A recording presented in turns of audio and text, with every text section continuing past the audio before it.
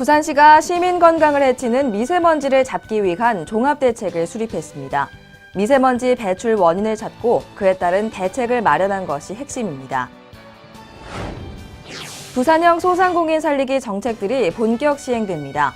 소상공인 협업화를 지원하는 사업과 폐업 위기 소상공인을 돕는 사업 등 다양한 지원 사업이 펼쳐집니다.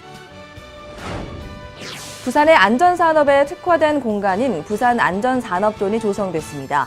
이를 계기로 시민의 안전을 확보할 수 있는 재난안전산업도 집중 육성될 전망입니다.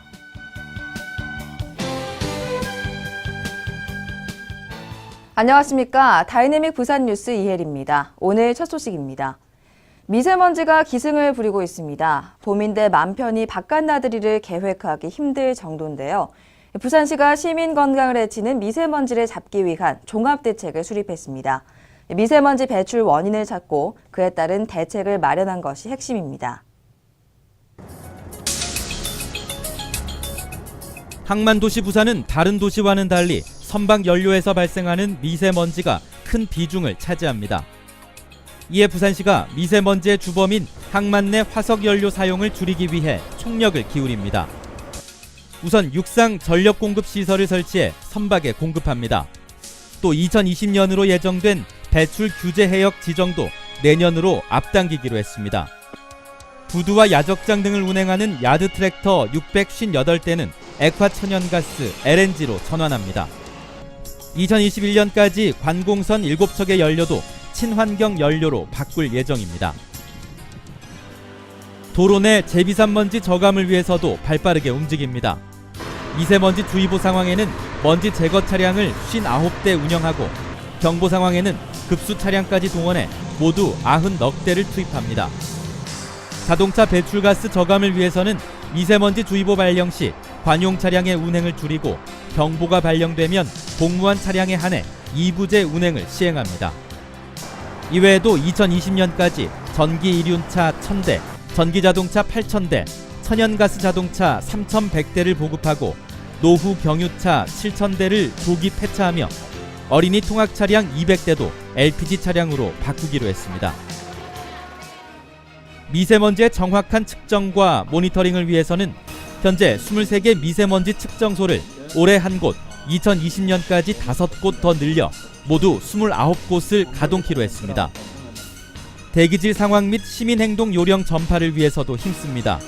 이를 위해 TV, 라디오, 인터넷뿐 아니라 대기 전광판, 대기질 알림이, 지하철 행선 안내기, 원클릭 재난상황 전파 시스템, 재난 문자 전송 서비스 등을 적극 활용할 계획입니다. 아울러 부산시는 시민들과 함께하는 미세먼지 줄이기 범시민 캠페인도 열었습니다. 캠페인을 통해 미세먼지 발생 시 시민 행동 요령과 미세먼지 저감의 중요성을 홍보했습니다. 부산형 소상공인 종합지원정책은 창업, 성장, 실패 후 재기 등 소상공인의 생애 주기별 특징을 파악하고 맞춤형 지원을 펼치는 것이 핵심인데요. 부산형 소상공인 살리기 정책들이 하나둘 본격 시행됩니다. 소상공인 협업화를 지원하는 사업과 폐업 위기 소상공인을 돕는 사업 등 다양한 지원 사업이 이달부터 시작됩니다. 지난해 말 문을 연 소상공인 희망센터입니다. 부산시가 추진하는 소상공인 지원사업 전담 수행기관으로 부산 지역 소상공인이라면 누구라도 이곳의 문을 두드리면 자금 지원부터 성장 지원, 폐업 후 재기 등에 대한 맞춤 컨설팅을 받을 수 있습니다.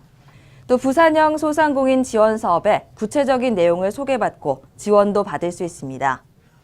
오늘은 소상공인 희망센터 교육장에 모인 사람들이 소상공인 협업화 지원 사업에 대해 소개받고 있습니다. 소상공인들은 자본금의 한계로 경영상의 어려움이 많습니다. 2개 혹은 3개 이상의 소상공인들이 모여서 협업체를 이뤄 그런 수익성을 높이고 그런 경영상의 어려움들을 극복할 수 있도록 이런 협업 사업을 추진하게 되었습니다. 소상공인 맞춤형 종합지원대책의 하나인 협업화 지원 사업은 올해 처음 도입됐습니다. 이 사업은 소상공인 2명 이상으로 구성된 협업체 5개 팀을 선정해 팀당 최대 3천만 원의 사업비를 지원합니다. 모집 분야는 공동 마케팅과 공동 기술 개발, 공동 운영 시스템 등입니다. 부산시는 이달 27일까지 신청 서류를 접수를 받고 서류 접수 통과 10개 팀을 대상으로 2차 평가를 거쳐 오는 5월 24일 지원업체를 최종 선정할 계획입니다. 생각을 같이 하고 뭔가 머리를 맞대고 대화를 나누니까 좀 더 새로운 생각이 나오더라고요. 그래가지고 이런 쪽으로 도움을 받을 수 있는 마침 사업이 있으니 거기에 지원을 할 수 있게 돼서 정말 다행인 것 같아요. 같이 일을 해서 같이 성장하는 그런 방식이 좀 더 앞으로 나아가는 데 있어서 대기업한테 경쟁에서 밀릴 수 있지 않는 폐업위기 소상공인의 사업 정리를 돕는 소상공인 사업정리 도우미 지원 사업도 이달부터 시작됩니다. 이 사업은 전문 컨설턴트가 폐업 위기의 소상공인을 방문해 폐업 관련 신고와 주의사항, 점포 정리 절차 등을 지원하고 회계 상담도 제공합니다. 부산시는 시범적으로 소상공인 업소 100곳을 선정해 사업 정리 지원 사업을 벌일 예정입니다. 부산시가 전국 처음으로 도입한 소상공인 행복복지 지원 사업도 시작됩니다. 행복복지 지원 사업은 소상공인 350명에게 종합건강검진 비용과 헬스, 수영, 요가 등 건강 증진 비용 등 20만 원을 지원하는 사업입니다. 접수 기간은 이달 9일부터며 선착순으로 마감됩니다. 안전에 대한 사람들의 관심이 그 어느 때보다 높은 요즘입니다.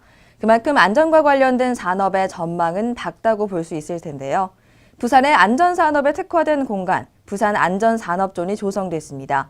이를 계기로 시민의 안전을 확보할 수 있는 재난안전산업도 집중 육성될 전망입니다. 부산도시철도 미남역 지하광장에 부산안전산업존이 들어섰습니다. 부산안전산업존은 재난안전산업에 특화된 창업보육센터입니다. 재난안전 분야 창업기업을 발굴 지원해 대표기업으로 육성하기 위해 조성됐습니다. 부산 지역 내 재난안전산업의 활성화를 이뤄내는 것도 설립 취지입니다. 국내에서는 1조 원 이상 되는 시장을 가지고 있습니다. 부산에 있는 기업들도 많은 관심을 가지고 육성되기를 원하고 있고 부산 산업안전존에서는 이 기업들을 육성해서 국내 시장뿐만 아니라 국외 시장까지도 모두 진출하려고. 접근성이 높은 도시철도 미남역 지하상가에 533제곱미터 규모로 조성된 부산안전산업존은 창업교육실과 창업카페, 회의실, 운영사무실 등으로 구성됐습니다. 올해 2단계 확장 공사로 전시실과 창업보육실 등이 추가로 마련될 예정입니다. 부산안전산업존에 입주한 창업기업은 사업공간뿐 아니라 창업보육 프로그램 등 산업 성장을 위한 다양한 지원을 받게 됩니다. 창업 공간을 이렇게 지원받으면서 좀 더 창업 생태계를 보장받게 되었고요. 또 하나는 여러 다른 산업 안전과 관련된 업체와 같이 함께하면서 그와 관련된 시너지, 콜라보를 이룰 수 있는 게 장점인 것 같습니다. 부산시는 2020년까지 부산안전산업존의 단계적인 확장 및 네트워크 활성화 등을 통해 부산의 재난안전산업의 창업 생태계를 조성한다는 계획입니다. 시정 단신입니다. 오는 2020년 개관 예정인 부산 근현대 역사박물관이 역사자원과 연계한 체험형 박물관으로 조성됩니다. 부산시는 지난해 말 부산 근현대 역사박물관 조성 타당성 조사 결과 옛 한국은행 부산본부 건물과 인근 부산근대 역사관을 개보수해 신개념 박물관으로 조성할 계획이라고 밝혔습니다.